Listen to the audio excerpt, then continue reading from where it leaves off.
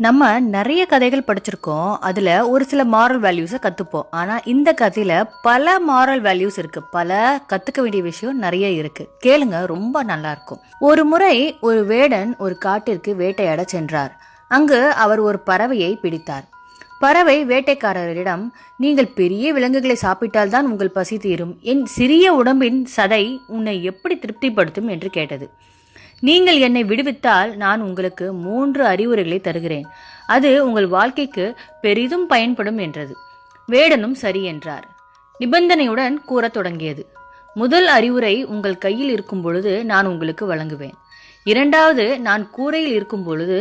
3வது, மரத்தின் மேல் இருந்து அப்படின்னு சொல்லுது. பறவை தொடர்ந்து பேச ஆரம்பித்தது. நீங்கள் 3 அறிவுரைகளையும் கேட்டால் உங்களை மிகவும் அதிர்ஷ்டசாலியாக கருதுவீர்கள் என்று கூறியது. வேட்டைக்காரனின் கையில் அமர்ந்து பறவை சொன்னது, முதல் அறிவுரை, மற்றவர்களின் முட்டாள்தனமான வார்த்தைகளை நம்பாதே. இந்த முதல் அறிவுரையை கேட்ட பிறகும் வேட்டைக்காரன் பறவையை தன் கையிலிருந்து கூரைக்கு செல்ல அனுமதித்தார். அங்கே இருந்த பறவை 2வது அறிவுரையை கூறியது. கடந்த காலத்தை பற்றி வருத்தப்பட வேண்டாம் என்று. 2வது ஆலோசனைக்கு பிறகு பறவை சொன்னது, அதன் உடலில் 5 அவுன்ஸ் எடையுள்ள விலைமதிப்பற்ற முத்து உள்ளது. அது அவருடையதாக இருக்கலாம், ஆனால் இப்பொழுது அது போய்விட்டது என்று கூறியது.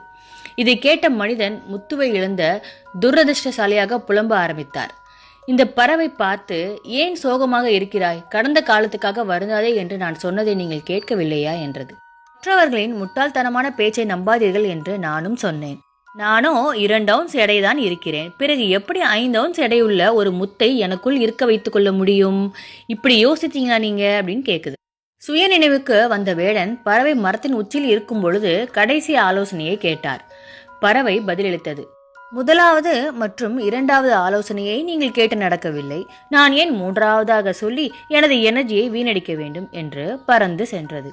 நம் குழந்தைகளுக்கு நாம் சொல்ல வேண்டியது என்னன்னா, ஆபத்தில் நம் புத்திசாலித்தனம் நம்மை காப்பாற்றும் என்பதை பறவையிடமிருந்து நாம் கற்றுக்கொள்ள வேண்டும். அதே மாதிரி பேராசையும் முட்டாள்தனமும் நம்மை ஒன்றும் செய்யாமல் போய்விடும் என்பதை வேட்டைக்காரனிடமிருந்து நாம் கற்றுக்கொள்ள வேண்டும் என்பதே இந்த கதையின் மூல கருத்து. உங்களுக்கு பிடிச்சிருந்துச்சா இந்த கதை?